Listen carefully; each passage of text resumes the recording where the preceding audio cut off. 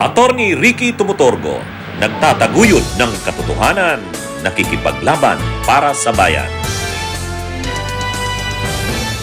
Itong kaya natin makontrol. Ang presyo ng langis, siyempre binabantayan lang natin kung ano nangyayari sa gera.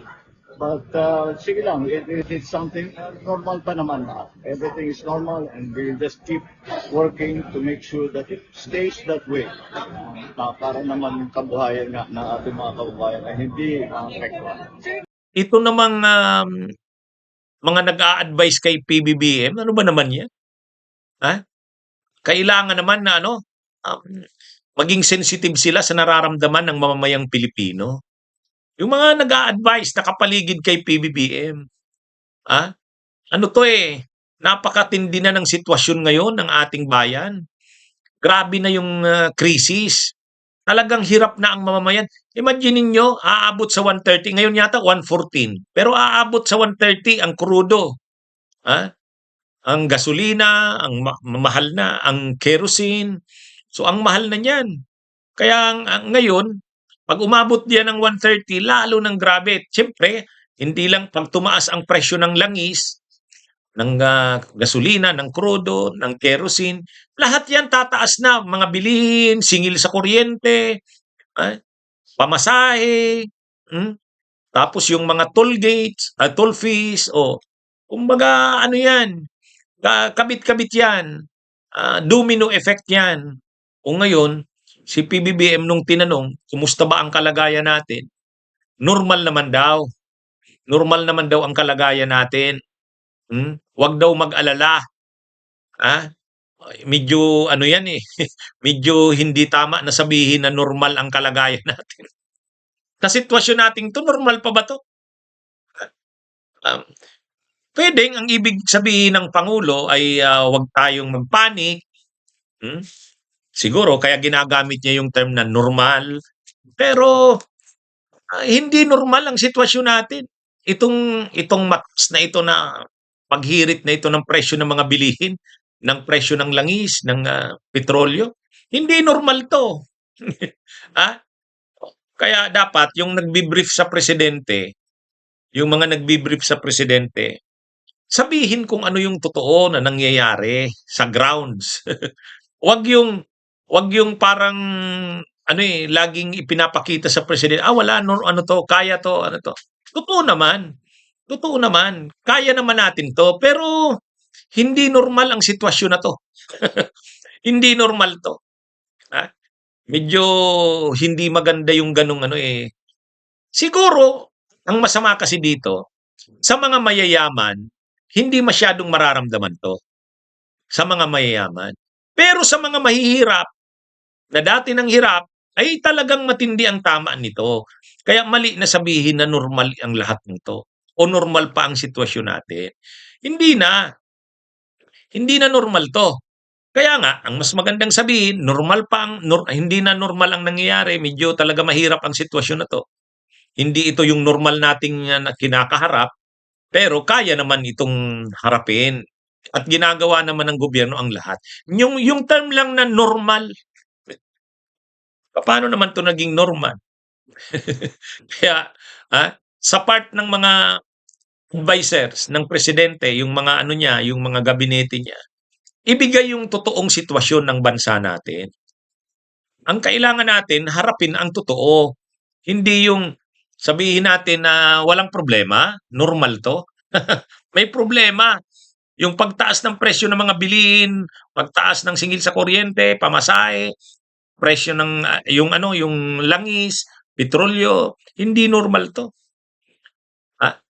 Kaya kailangan nga ng mga extraordinary measures sa sitwasyong ito. At ginagawa naman ng gobyerno. Sasabihin siyempre, ginagawa ng gobyerno ang tama. Kaya lang yung hindi magandang pakinggan yung normal Bagamat ang ibig sabihin siguro nun, huwag magpanik ang tao. Yun siguro ang ibig sabihin. Huwag tayong magpanik. Pero hindi, yung dating lang nung normal. Yung normal ang lahat ng to. Normal lang. Huwag mag-alala. Hindi. Sa totoo lang, nakakabahala itong nangyayari. Kaya nga, lagi kong dinidiscuss, manawagan tayo, itigil na 'tong giyera na 'to. Hindi 'to puwede. Itong ano man ang justification ng giyera na 'yan, ano bang justification niya? Mayroon daw kasing weapons of mass destruction ang Iran, ah? Mayroon daw kasing weapons of mass destruction, gumagawa daw ng nuclear weapons. Eh, ang napakaraming nuclear weapons ng mga bansa, US, Russia, China, yan yung napakaraming mga nuclear weapons. Sobra-sobra ang tambak na nuclear weapons niyan. Totoo, ang Iran, dapat hindi yan magkaroon ng nuclear weapons. Pero kailangan bang girahin ng ganyan? Nandiyan naman yung international atomic agency para mag-enforce ng mga rules sa pagbabawal sa Iran na gumawa ng ito tingnan niyo yung nangyayari. Ito kahit nga middle class, yung mga may trabahong professionals tulad kong abogado, mga teachers, professors, yung mga empleyado, na mabigat din itong epekto nito. Imaginin mo ang presyo ng gasolina at ng krudo sa ganyan. Kaya kumbaga dapat matigil na itong giyera na 'to. Hindi na nanawagan na ang si Pope Leo, nanawagan na iskandalo ito sa sangkatauhan. Hindi dapat itong ganito. Nagbabantaan ang Israel, saka ang Iran, US, saka Iran. Wala. Sa giyera, wala namang nananalo dyan. Lahat talo dyan. Lalo naman ang masaklap dito, tayo. Hindi naman tayo involved dyan. Kaya lang siyempre, apektado tayo. So, tingnan nyo yan. Kaya medyo hindi rin maganda na sa sitwasyong ito sasabihin natin normal. Hindi normal to.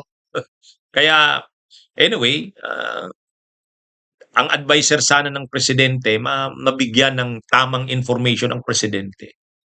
Ang nararanasan sa mga probinsya, anong epekto nitong nangyayaring ito. Dapat ma-feed ang presidente ng tamang mga impormasyon. Hindi normal ito.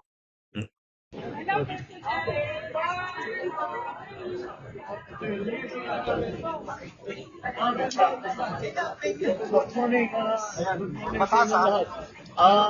Well, dito tayo at pinupunta, iniikot namin ng mga iba't ibang palengke para tiyakin na ang presyo naman ng pagkain natin ay hindi biglang tataas at nagpapasalamat din kami sa mga vendor dahil pumayag naman sila na hindi tataas ang presyo at hindi sila mag-price gouging at hindi sila magsasamantala dito sa krisis na nangyayari sa Middle East. Kaya ay patuloy naman ang pag-inspeksyon natin para tiyakin na ang food supply, hindi lamang ang food supply, kundi ang presyo ng pagkain ay at the very least makikita natin na ma-maintain lang natin sa dating level. Titignan natin, tuloy-tuloy pa ito dahil hindi natin malaman gaano katagal ang gera na nasa Iran, nasa Middle East.